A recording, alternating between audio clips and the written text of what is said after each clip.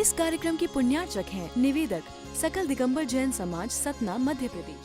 ओकारं बिंदु संयुक्तं नित्यं ध्यायन्ति योगिनः कामदं मोक्षदं चैव ओंकाराय नमो नमः।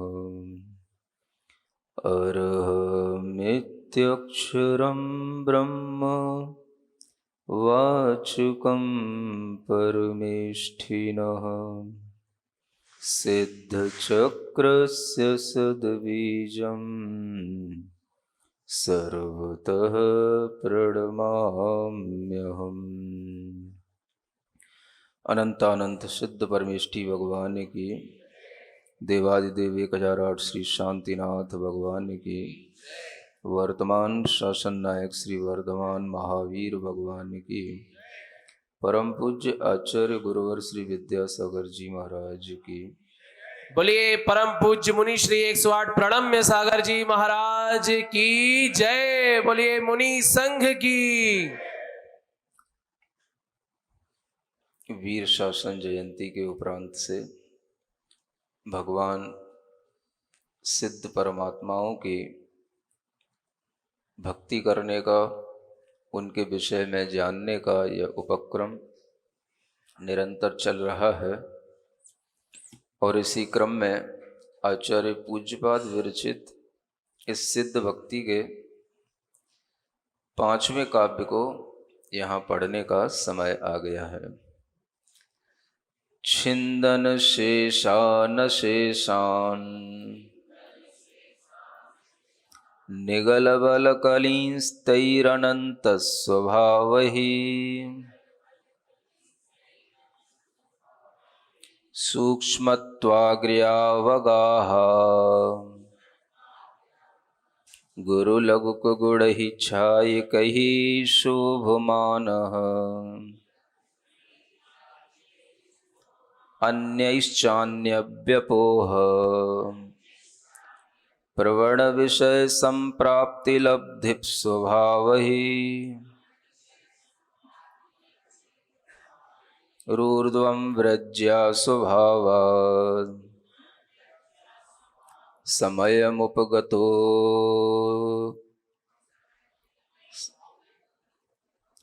भाति संतिष्ठितेऽग्रे। आचार्य कहते हैं, छिंदन शेषान अशेषान निगल बल कलींस। अरिहंत बनने के बाद भी बहुत काम बाकी रह जाता है। ज़्यादातर लोग सोचते हैं कि जब अरिहंत दशा प्राप्त हो जाती है तो उसके बाद में फिर कुछ करना नहीं रहता, वह अपने आप सिद्ध बन जाते हैं। ये सभी पढ़े लिखे लोगों की प्राय धारणा रहती है। लेकिन यहाँ आचार्य कहते हैं अभी भी उन्हें बहुत काम करना है। अरिहंत दशा प्राप्त होने के बाद में यह सत्य है कि उन्हें अनंत ज्ञान, अनंत दर्शन आदि की प्राप्ति हो गई, अनंत शक्ति भी आ गई और उनके अंदर मोहिनी कर्म के अभाव से एक सम्यक्त्व का परिणाम भी उत्पन्न हो गया। यही उनके लिए एक सुख का भाव होता है और इसी सुख के साथ में इसी को एक अनंत चतुष्टय के रूप में कहा जाता है। आप लोग पूजा में अक्सर पढ़ा करते हैं, अनंत चतुष्टय के धनी तुम ही हो सिरताज, मुक्ति वधु के कंत तुम, तीन भुवन के राज। आप अनंत चतुष्टय के धनी बन गए। अनंत ज्ञान, अनंत सुख, अनंत दर्शन और अनंत शक्ति, ये भगवान के अंदर अरिहंत परमात्मा में, या हम कहें उन अरिहंत ईश्वर के अंदर ये अनंत शक्तियां माननी होती हैं और वो उनके अंदर प्रकट हो जाती हैं। इन शक्तियों के प्रकट हो जाने के उपरांत भी उन्हें अभी कुछ और भी करना शेष होता है। कर्मों की स्थितियों को जब हम देखते हैं तो आचार्य कहते हैं कि 8 कर्मों में अभी अरिहंत भगवान ने केवल 4 कर्मों का विनाश किया है, और जो 4 कर्म हैं वो 4 कर्म अभी उन्हें अभी विनष्ट करना शेष है। उसका नाश करने के लिए भी उन्हें पुरुषार्थ करना अभी बाकी है। ये ध्यान रखना, मोक्ष मार्ग में कोई भी कार्य बिना पुरुषार्थ के नहीं होता है। सुन रहे हो कि नहीं? यहां तक कि मुनि महाराज बनने के बाद भी केवल ज्ञान प्राप्त करने के लिए पुरुषार्थ करना पड़ता है। ध्यान का भाव भी आता है, ध्यान भी लगता है, तो ध्यान बिना पुरुषार्थ के नहीं लगता है। ध्यान करने के लिए भी पुरुषार्थ करना पड़ता है। ध्यान अपने आप सहजता में लग जाए, अपने भाग्य से लग जाए, ऐसा नहीं होता है। ध्यान करने का भी एक पुरुषार्थ होता है।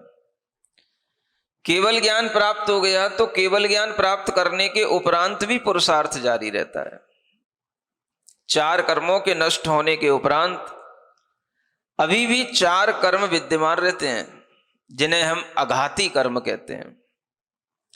घाती कर्मों के नष्ट होने पर अरिहंत बन जाते हैं और वह अनंत शक्तियां उन आत्मा में उत्पन्न हो जाती हैं, लेकिन अघाती कर्मों का अभी सद्भाव रहता है। ज्ञानावर्णी कर्म, दर्शनावर्णी कर्म, मोहनी कर्म और अंतराय कर्म, ये 4 घाती कर्म हैं। इनका विनाश हो गया और इनके विनाश से 4 अनंत चतुष्टय प्राप्त हो गए, लेकिन अभी 4 अघाती कर्म शेष हैं और उसका नाश करने के लिए भी अभी पुरुषार्थ बाकी है। धर्म ध्यान से कुछ ज्यादा काम नहीं होता, काम होता है शुक्ल ध्यान से। कहें कि अगर धर्म ध्यान से क्या होता है तो आप कह सकते हो धर्म ध्यान से एक भूमिका बन जाती है केवल ज्ञान प्राप्त करने की, शुक्ल ध्यान प्राप्त करने की, और वह धर्म ध्यान हमारे लिए आगे बढ़ाने में काम आता है। क्योंकि इन सभी कर्मों में जो 4 घाती कर्म हैं और 4 अघाती कर्म हैं, उन 8 ही प्रकार के कर्मों में सबसे पहले घात होता है तो 4 घाती कर्मों का ही होता है, और उन 4 कर्मों में भी अगर सबसे पहले घात होता है तो मोहिनी कर्म का होता है। अच्छी बात यह है कि धर्म ध्यान से मोह का घात संभव है। धर्म ध्यान से हम मोह का शमन कर सकते हैं। धर्म ध्यान से हम मोह के उदय से अपने आप को बचा सकते हैं। यह धर्म ध्यान से इतना किया जा सकता है।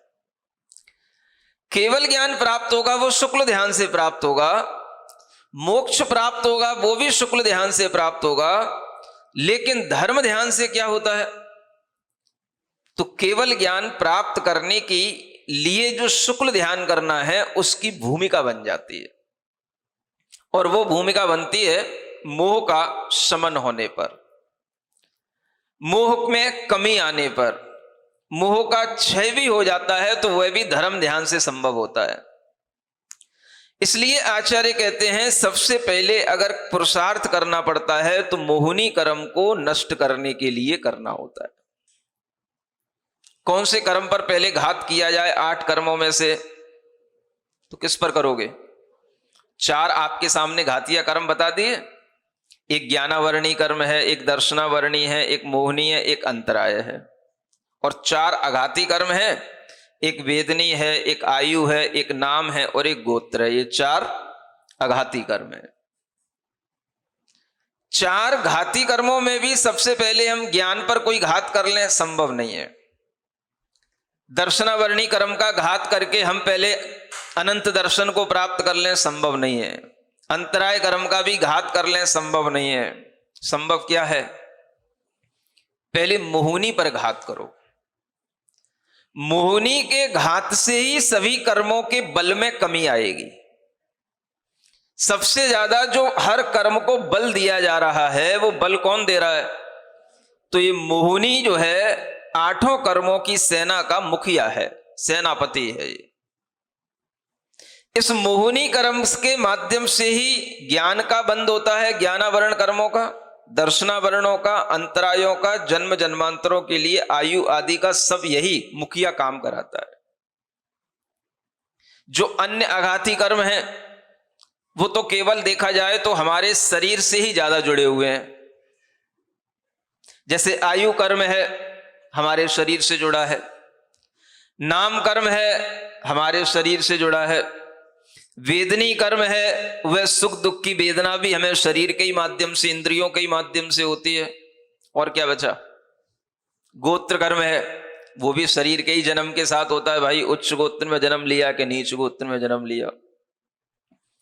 ये चार कर्मों के फल तो हमारे लिए हर जन्म में बदल जाते हैं। आयु अलग मिल जाएगी, नाम कर्म से शरीर की रचना अलग हो जाएगी, गोत्र कर्म से उच्च कुल नीच कुल मिल जाएगा, वेदनी कर्म से सुख दुख बदलते रहेंगे, सब बदलते रहते हैं। लेकिन ज्ञानावरणी कर्म, दर्शनावरणी कर्मों का ऐसा प्रभाव आत्मा के ऊपर रहता है कि अनंत काल में कभी भी यह आत्मा केवल ज्ञानावरण, केवल दर्शनावरण इन कर्मों पर कुछ भी बार नहीं कर पाई। ये आत्मा इन कर्मों की शक्ति को कम नहीं कर पाई। सुन रहे हो कि नहीं? इन सब कर्मों का ब्यौरा लेने के बाद में, इनकी जांच करने के बाद भी, सबसे पहले अगर हमें कोई भी पुरुषार्थ करना है, जब आप पुरुषार्थ की बात करते हैं तो किस कर्म के लिए पुरुषार्थ करें, ये सीखना है, ये जानना है। महाराज पुरुषार्थ करें, अच्छा पुरुषार्थ कर सकें, कोई उपाय बताइए कैसा पुरुषार्थ करें। तो आप खुद निर्णय कर लो। 8 कर्म है और इन 8 कर्मों की सत्ता आत्मा से लगी हुई है, और इन 8 कर्मों का घात आपको करने के लिए सबसे पहले पुरुषार्थ करना है। तो वो पुरुषार्थ किस कर्म का घात करने के लिए करना है? आप कहोगे हमारे पास में ज्ञान नहीं है महाराज आगे बढ़ने के लिए, मोक्ष मार्ग पर चलने के लिए, यही बहाना बनाओगे ना। आप कहोगे महाराज हमारे पास में शक्ति नहीं है आगे कुछ व्रत आदि संकल्प आदि लेने के लिए। तो आचार्य कहते हैं तुम ये सब बहाने बनाना बंद करो। ज्ञान नहीं है, बिना ज्ञान के काम चल जाएगा। समझ में नहीं आता है, कम आता है, उससे भी काम चल जाएगा। शक्ति नहीं है तो उससे भी काम चल जाएगा। काम तुम्हें क्या करना है? जो करना है वो तो करते नहीं हो, इधर उधर की बातें ज्यादा करते हो। हर आदमी शास्त्रों को पढ़ने के बाद भी शास्त्रों से ऐसी चीजें सीख लेता है जिससे वो अपने आप को बचा सके। इतना समझदार हो गया आज का पढ़ा लिखा स्वाध्यायी व्यक्ति। शास्त्र पढ़ने का प्रयोजन वो क्या है? उसके लिए आज अपने आप को बचा के रखा जाए। किससे? जिस पर प्रहार करना है उस पर प्रहार ना हो जाए। शास्त्र स्वाध्याय का वर्तमान का जो फल है वो मैं आपको बता रहा हूं। प्रहार करना चाहिए मोहिनी कर्म पर, तो मोहिनी पर प्रहार ना हो जाए। अन्य कर्मों पर पहले प्रहार करने की सोचता है। महाराज ऐसा आशीर्वाद दे दो हमारा ज्ञान बढ़ जाए, हम भी आपकी तरह सब शास्त्रों को पढ़ने लग जाएं, पढ़ाने लग जाएं, हमारा क्षयोपशम बढ़ जाए। ऐसा आशीर्वाद दे दो कि हम बहुत व्रत संकल्प करके बहुत बड़े बड़े तप करने लग जाएं। ये सोचने लग जाता है। और अगर ज्ञान नहीं है तो महाराज हमारे पास ज्ञान नहीं है इसलिए मोक्ष मार्ग पे आगे नहीं बढ़ सकते, शक्ति नहीं है इसलिए हम कोई व्रत तप कर नहीं सकते। बात खत्म। सब उसने पढ़ लिया और सब पढ़ने के बाद में उसने शास्त्रों से ही एक अच्छा बहाना ढूंढ लिया। अब वो शास्त्रों की भाषा में ही बात करता है।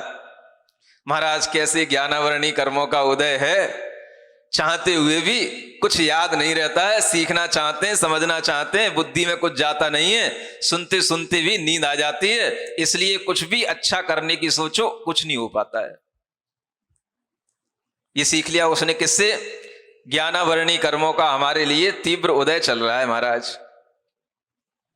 फिर एक और थोड़ा सा पढ़ लेता है तो फिर कहेगा महाराज चारित्र आवरण कर्मों का ऐसा, चारित्र मोहिनी कर्मों का ऐसा तीव्र उदय चल रहा है महाराज, कोई चारित्र नहीं ले पाते। चारित्र कैसे लें? आप तो जानते हो महाराज बिना कर्म के उदय के नष्ट हुए कभी भी चारित्र ग्रहण नहीं हो सकता। हमारे लिए तो चारित्र मोहिनी कर्म का तीव्र उदय है। अब ये दो चीजें उसके सामने कहां से आ गई?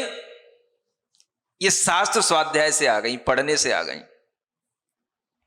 अब पढ़ने के बाद में वह ये बातें किसको कहता है? मुनि महाराज को कहता है, साधु संतों को कहता है, बड़े बड़े आचार्यों के पास भी जाकर के निवेदन कराता है, महाराज जब चारित्र मोहिनी कर्म का क्षयोपशम होगा, चारित्र ले लेंगे, अभी हो नहीं रहा है। होगा कैसे?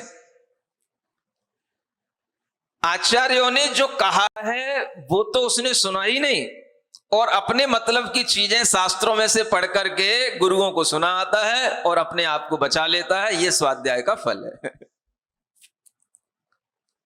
आचार्य कहते हैं आपके लिए यह नहीं सोचना है कि हमारे पास में ज्ञान ज्यादा है कि कम है, यह भी नहीं सोचना है कि हम व्रत संकल्प लेने की शक्ति रखते हैं कि नहीं रखते हैं। आप तो एक काम करो, सबसे पहला काम, सबसे पहला पुरुषार्थ करना है तो वो क्या?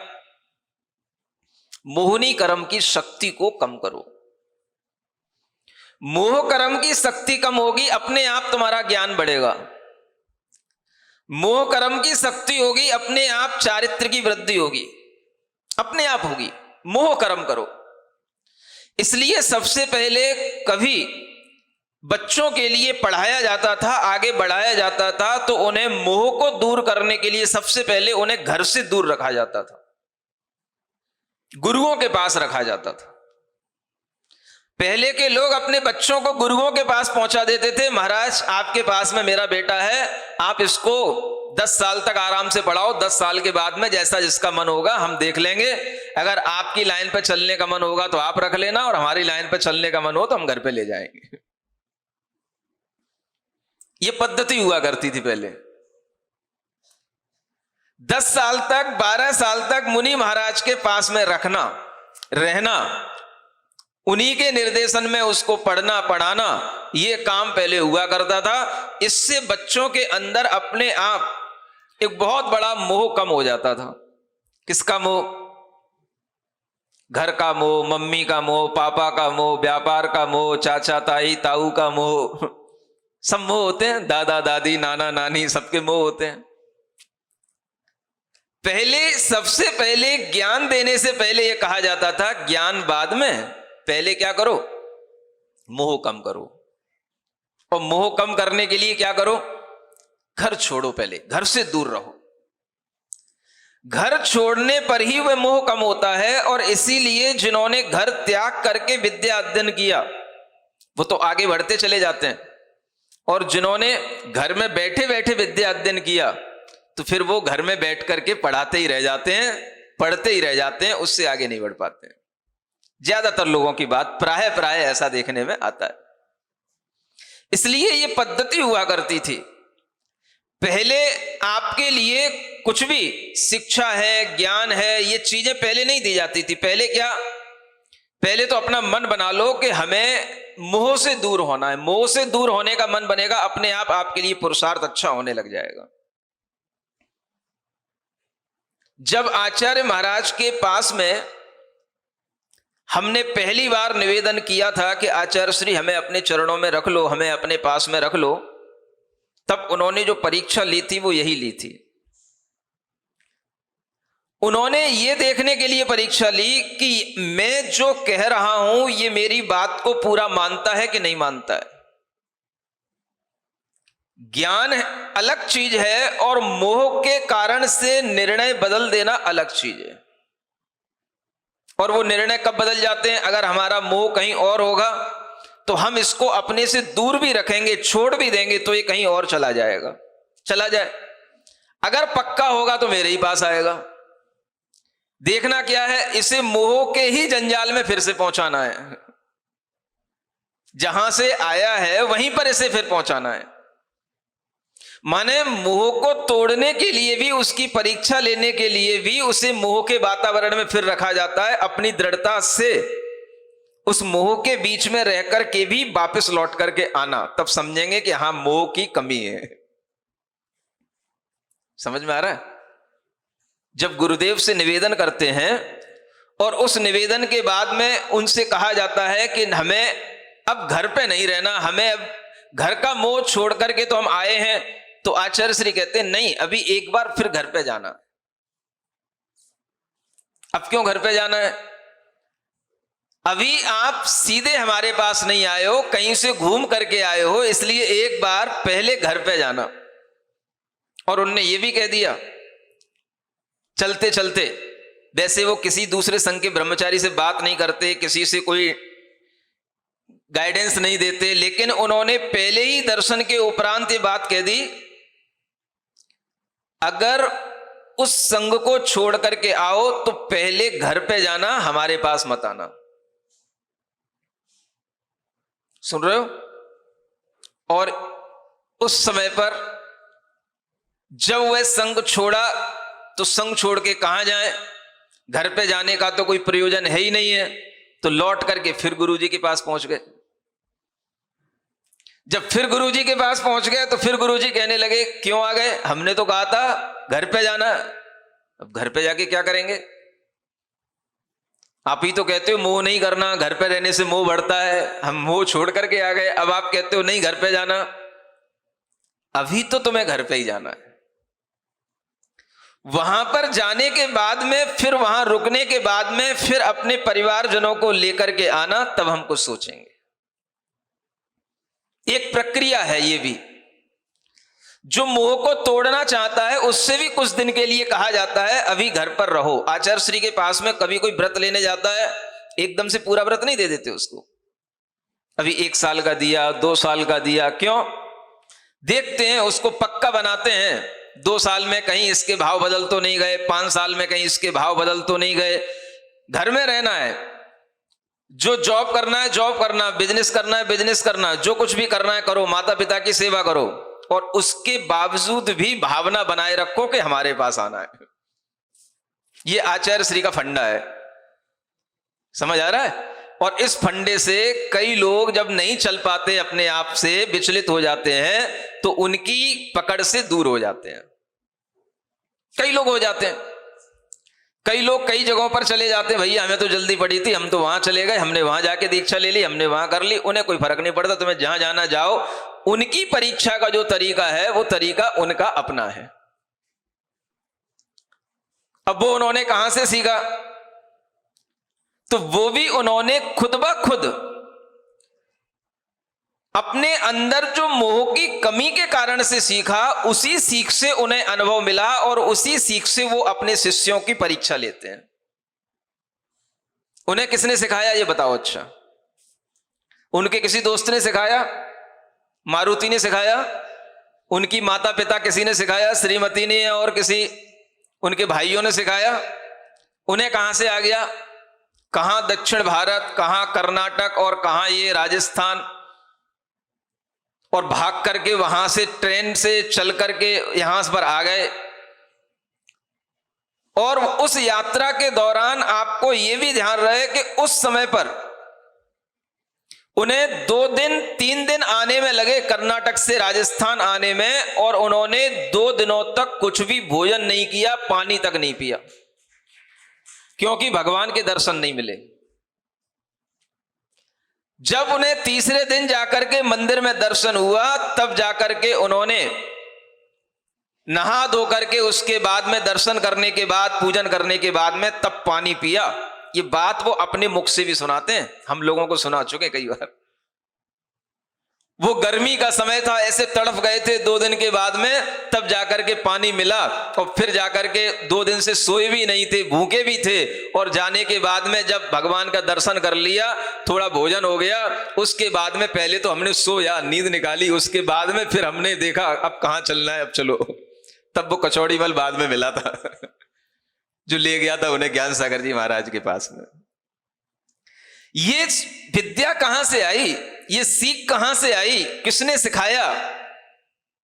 आप कहते हो वो पढ़ने के लिए दौड़ रहे थे, ज्ञान की दौड़ में दौड़ रहे थे। ज्ञान की दौड़ में दौड़ रहे थे कि मोह को कम करने की दौड़ में दौड़ रहे थे? बताओ,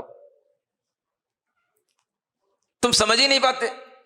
ज्ञान तो कहीं भी बैठ के मिल सकता था। ज्ञान तो वहां पर भी भट्टारकों के बीच में, और वहां पर भी अनेक मुनियों के बीच में, और जहां पर अनेक अनेक शास्त्रों के बड़े बड़े पंडित हैं, सब कुछ है वहां पर भी, मूड बद्री है, सब कुछ है, कहीं भी रह करके ज्ञान ले लेते। लेकिन उन्हें ज्ञान ही नहीं चाहिए था, उन्हें मोह की कमी करना था। मोह को छोड़े बिना कभी ज्ञान की वृद्धि नहीं होती। आज भी लोग आश्चर्य करते हैं कि आचार्य महाराज ने इतनी कम उम्र में अपने वृद्ध गुरु के पास में रह करके 3-4 साल के अंदर इतना कैसे ज्ञान अर्जित कर लिया, जो उन्होंने इतने संस्कृत सीख ली, हिंदी सीख ली, कन्नड़ तो जानते ही थे और लिखना भी सीख लिया, और ये सब उनके अंदर ज्ञान का क्षयोपशम कहां से आ गया? घर में कुछ नहीं था क्षयोपशम, वो ये क्षयोपशम आया जब मोहिनी कर्म को उन्होंने छोड़ा, मोहिनी कर्म पर उन्होंने वार किया, और जब मोह को त्यागा तो मोह की पकड़ कम होने पर ज्ञानावरण कर्म का क्षयोपशम भी उनका बढ़ा, और उसी क्षयोपशम के कारण से वह सबसे प्रबुद्ध ज्ञानी सबसे कम समय में बनकर के सामने आए। मोह की कमी के कारण से। मोह कोई छोड़ना नहीं चाहता। शक्ति नहीं है, अभी नया नया लड़का है, वो भी यही सोचते अभी हम 20 साल के हैं, कैसे तप करेंगे, कैसे त्याग होगा। ऐसे सोचने वाले लोगों के लिए कभी भी मोक्ष मार्ग बन नहीं पाता, और आप जिंदगी भर यही सोचते रह जाते हो। सबसे पहली चीज है मोह को कम करना। माने अगर किसी को मान लो व्रत लेना है तो मोह को कम करना, ज्ञान बढ़ाना है तो मोह को कम करना, यहां तक कि अंत में समाधि लेना है तो भी मोह को कम करना। अब आप बैठे बैठे सोचते हो हम घर में रह करके व्रतों का पालन कर लेंगे, घर में रह करके अपने ही व्रतों का पालन करते करते समाधि मरण कर लेंगे, हो जाएगा। तब तक कुछ नहीं होगा जब तक मोह के त्याग का भीतर से पुरुषार्थ नहीं होगा।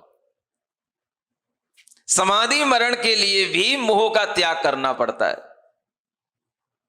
समाधि मरण करने के लिए भी आपको परिवार का मोह छोड़ना पड़ेगा, बच्चों का मोह छोड़ना पड़ेगा, अपने रिश्तेदारों का मोह छोड़ना पड़ेगा, जीवन का मोह छोड़ना पड़ेगा, यहां तक कि अपने शरीर का मोह भी छोड़ना पड़ेगा, तब एक अच्छी समाधि होगी।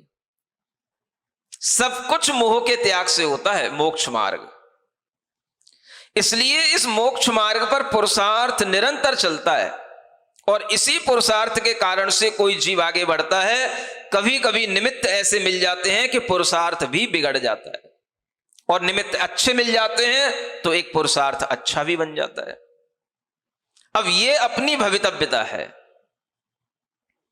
एक ही जीवन में कई उतार चढ़ाव आ सकते हैं, एक ही जीवन में अच्छी बुरी राहें कई बार मिल सकती हैं, और एक ही जीवन में व्यक्ति कभी मिथ्या दृष्टि भी बन सकता है, कभी सम्यक दृष्टि भी बन सकता है, कभी सम्यक दृष्टि बन के भी मिथ्या दृष्टि बन सकता है, और कभी मिथ्या दृष्टि बन के भी सम्यक दृष्टि बन सकता है। ये सब चलता रहता है। मोह हमें भीतर से भी छलता है, बाहर से भी छलता है। अगर हम बाहर से बच पाए तो भीतर से बचना भी कठिन होता है, और कभी कभी भीतर से बचें तो बाहर के निमित्त भी ऐसे मिल जाते हैं जिसके कारण से व्यक्ति उस मोह में पड़ जाता है। इतना पुरुषार्थ करना शुरू से ही प्रारंभ होता है, तब जाकर के मोक्ष मार्ग के अंत में भी छिंदन शेषान अशेषान, अभी भी उन्हें छेदना है। क्या छेदना है? जो शेष बचे हैं। अशेष माने पूरे रूप से शेष जो बचे हैं उन सबको छेदना है। और वो सब चीजें क्या है? निगल बल कलीम। ये ऐसी बेड़ियां हैं जो बलवान बेड़ियां हैं, जो हमारे अंतरंग आत्मा में पड़ी हुई हैं, और वह अघाती कर्मों की बेड़ियां भी कमजोर नहीं है, वो भी बलवान है। चाहे वो नाम कर्म हो, चाहे आयु कर्म हो, चाहे गोत्र कर्म हो, चाहे वेदनी कर्म हो, इन कर्मों की स्थितियों को भी घटाना, इनकी अनुभाग शक्ति को भी मिटाना, इन कर्मों के लिए घात करने के लिए भी पुरुषार्थ किया जाता है, और वह पुरुषार्थ चलता रहता है। केवल ज्ञानी होने के बाद भी, अरिहंत परमात्मा बनने के बाद भी 2 शुक्ल ध्यान और करने बाकी होते हैं। सुन रहे हो? शुक्ल ध्यान कितने होते हैं? 4 होते हैं। 2 करके तो केवल ज्ञान हो जाता है, और फिर 2 शुक्ल ध्यान और होंगे तब मोक्ष होगा। और वो शुक्ल ध्यान अपने आप नहीं हो जाते।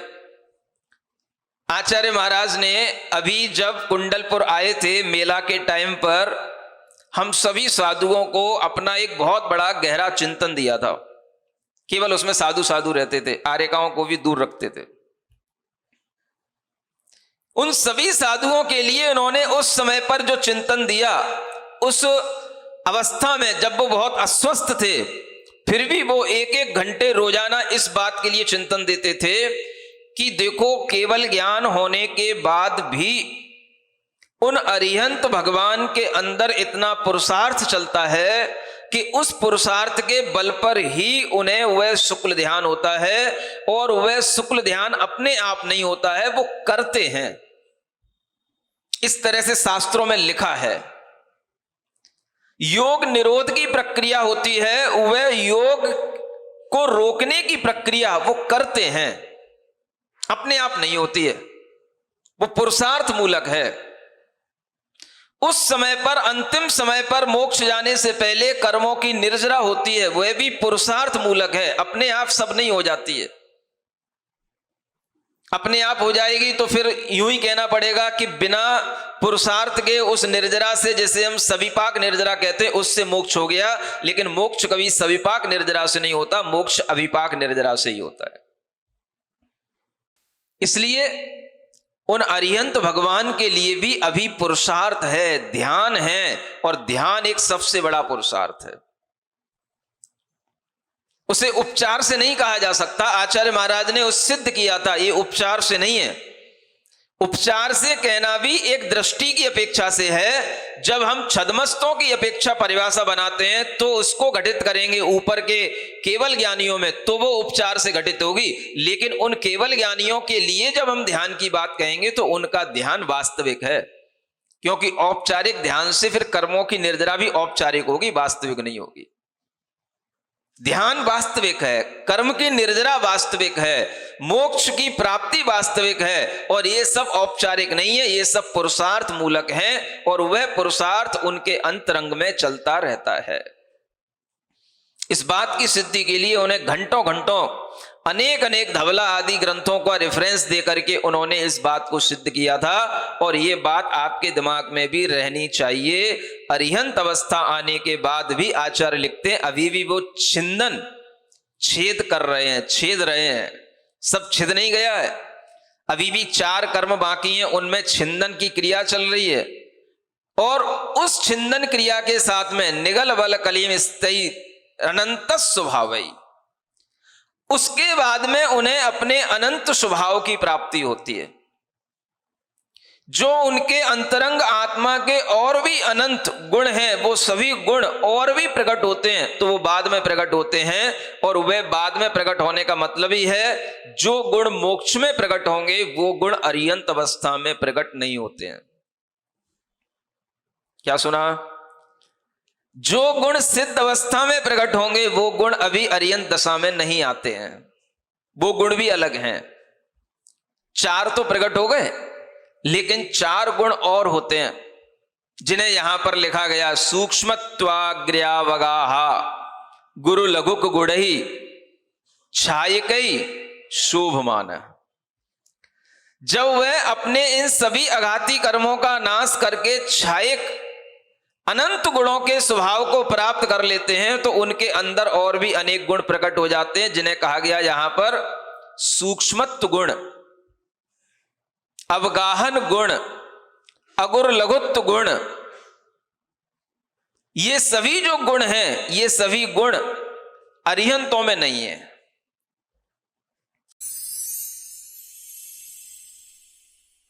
सिरिजिणवाणी जग कल्याणी जग जन मदतम मोहरी जणमण हारी गढ़हर हारी जम जरा भव रोग हरी तिथ्य राणम दिव्य झुणिम जो पड़ई सुणई मय्ये धारई राणम सौख मणंतम धर्य सासद मोक्ष पदम पावई सासद मोक्ष पदम पावई।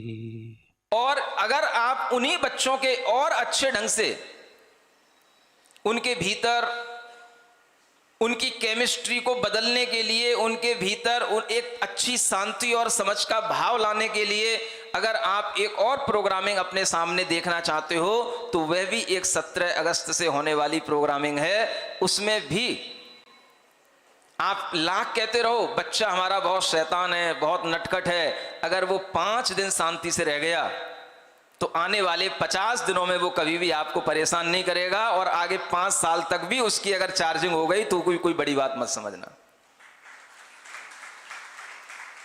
अगर 5 साल के लिए चार्जिंग ना हो पाए तो हर साल में ऐसा कार्यक्रम होता रहेगा, फिर चार्ज करा लेना।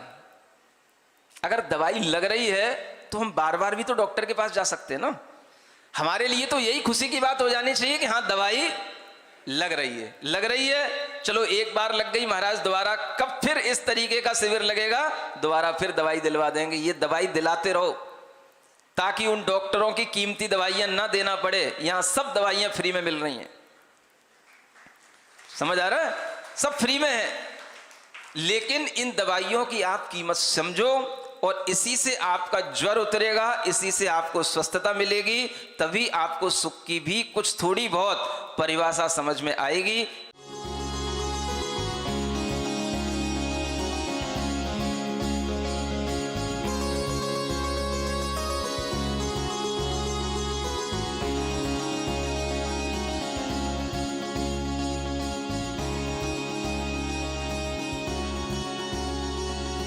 इस कार्यक्रम के पुण्यार्चक थे निवेदक सकल दिगंबर जैन समाज, सतना, मध्य प्रदेश।